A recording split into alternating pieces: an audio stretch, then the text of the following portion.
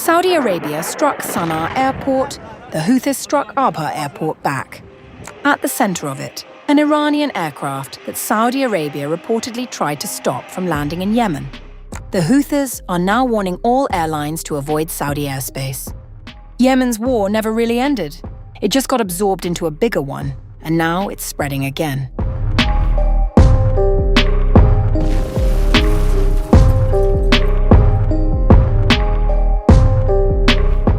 The conflict in Yemen has entered a dangerous new phase, with Iran-backed Houthi rebels and the Saudi-led coalition exchanging direct attacks on key airports, threatening to unravel years of fragile de-escalation in the region. On July 13th, the Saudi-led coalition said it intercepted ballistic missiles launched by the Houthi rebels towards Saudi Arabia's southern region, shortly after an airstrike targeted Sanaa International Airport in Yemen's Houthi-controlled capital.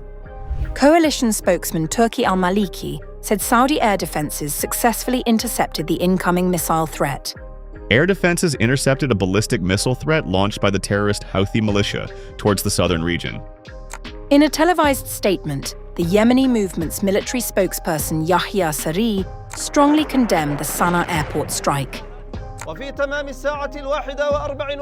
At exactly 1:54 p.m. today, Monday, the Saudi enemy carried out a blatant act of aggression, using its warplanes against Sanaa International Airport, launching several airstrikes aimed at closing the airport to humanitarian flights, transporting patients and stranded passengers to and from Sanaa International Airport. Saree said the Houthi rebels then carried out a military operation targeting Saudi Arabia's Abha International Airport with ballistic missiles.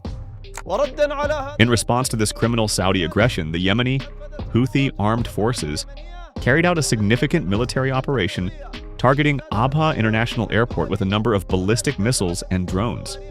The operation successfully achieved its objectives by the grace of God. No casualties were immediately reported, and Saudi officials did not comment on the Houthi claims. Saree also warned all airlines against flying over Saudi airspace, urging them to take the warning seriously until what he described as the blockade on Sanaa International Airport is lifted. The Yemeni armed forces affirm that they are determined to uphold the just cause of repelling aggression and lifting the unjust blockade on our country. In this context, they warn all airlines against transiting through the Saudi kingdom's airspace and urge them to take this warning seriously until the blockade on Sanaa International Airport is lifted. The Iran-backed Yemeni rebel group further accused Riyadh of acting on behalf of Washington and Israel. The Saudi enemy, through its reckless decision to launch this unjust attack on Sanaa International Airport, bears full responsibility and the grave consequences of this blatant aggression, which serves the Israeli-American enemy, and for all the repercussions resulting from it. In contrast, Yemen's internationally recognized government said the strike on Sanaa Airport targeted an Iranian aircraft, accusing Tehran of using the airport to support the Houthis. The Houthis, however, insisted the Iranian plane landed safely. According to Yemen's Ministry of Defense, the runway at Sanaa International Airport was deliberately targeted to prevent the Iranian aircraft from landing. The Yemeni armed forces targeted the runway of Sanaa Airport to prevent the Iranian aircraft from landing on Yemeni soil. The Houthi terrorist militia, supported by the Iranian regime, prevented the Yemeni national flight from landing at Sanaa Capital Airport and insisted that the Iranian aircraft violate the territory of the Republic of Yemen. For this reason, the airport runway was targeted. The latest exchange follows heightened tensions after the Houthis accused Saudi Arabia of attempting to block an Iranian aircraft carrying a Houthi delegation traveling to and from Tehran. Thank you, Mr. President, and thank you to our briefer. On July 3rd, an Iranian flight from Tehran arrived in Sanaa in the Houthi-controlled territory. The purpose of this flight was to ferry IRGC personnel, including drone and missile experts, in support of Houthi terrorism, under the guise of transporting Houthi officials to the late Supreme Leader's funeral. This kind of support enables the Houthis to terrorize the Yemeni people and threaten freedom of navigation in the Red Sea and surrounding waterways. We have not seen Iran attempt such outwardly brazen support for the Houthis since the 2015 aborted Mahan air flights to Sanaa. In fact, Houthi leaders publicly celebrated the recent flight as a successful evasion of international efforts to isolate the terrorist group.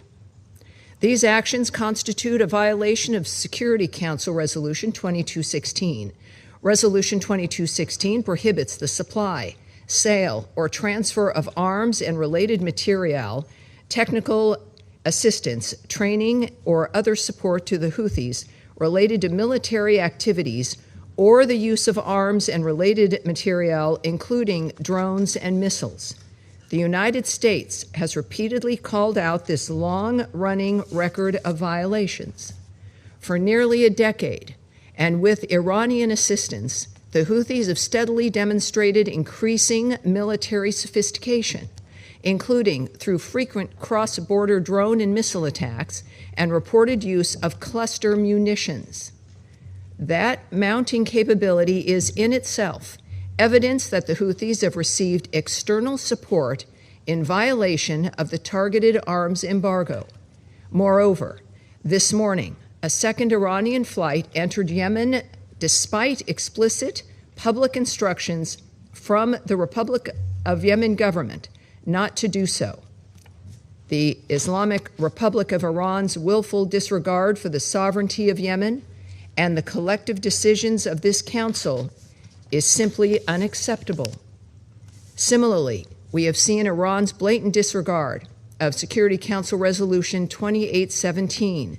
With 136 co-sponsors, this resolution represents a unified international demand that Iran cease its attacks. The Iranian regime nevertheless chooses to defy Resolution 2817 with continued attacks, both directly and through its proxies, against its neighbors and maritime shipping. Today. Once again, this council is called into an emergency. If Iran shoots its ships, we will immediately respond with force. U.S. military operations are a response to these threats in self-defense and defense of others.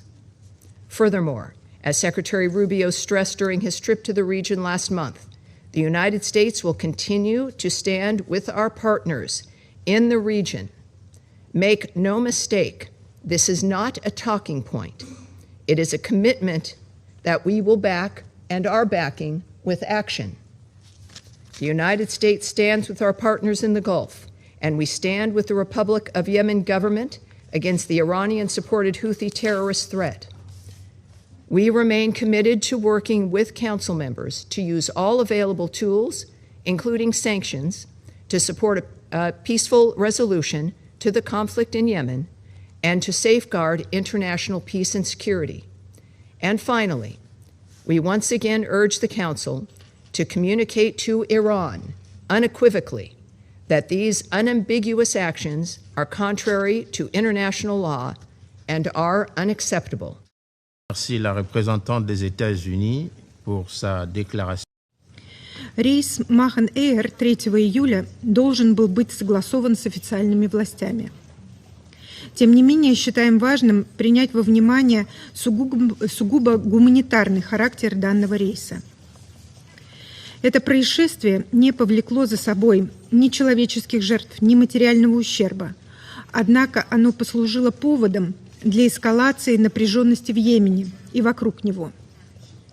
Это особенно опасно на фоне очередного обострения в Персидском заливе. Призываем все стороны к снижению напряженности, сдержанности, а также призываем их приступить к диалогу по разрешению противоречий.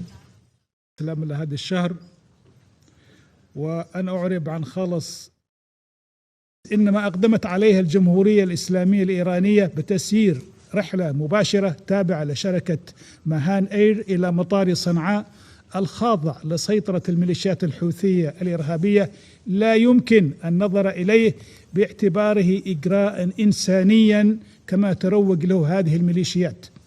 بل يمثل انتهاكا جسيما لسيادة الجمهورية اليمنية وتحديا مباشرا لقرارات مجلس الأمن ذات الصلة ولا سيما التدابير المرتبطة بنظام الجزاءات المفروض على هذه الميليشيات.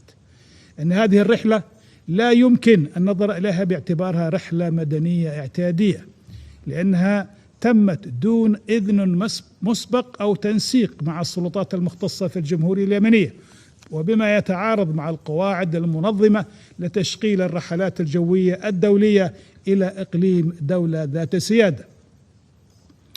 وتشير معلومات موثقة لدى الحكومة اليمنية إلى أن الرحلة لم تكن ذات طابع مدني بحت، وإنما ارتبطت بنقل عناصر وخبرات ومعدات ذات طبيعة عسكرية أو مزدوجة الاستخدام، وتحتفظ الحكومة اليمنية بحق إحالة ما لديها من معلومات وأدلة إلى لجنة الجزاءات وفريق الخبراء المعنيين باليمن لاتخاذ ما يلزم وفقا لاختصاصاتهما. Je remercie le représentant du Yémen pour sa déclaration.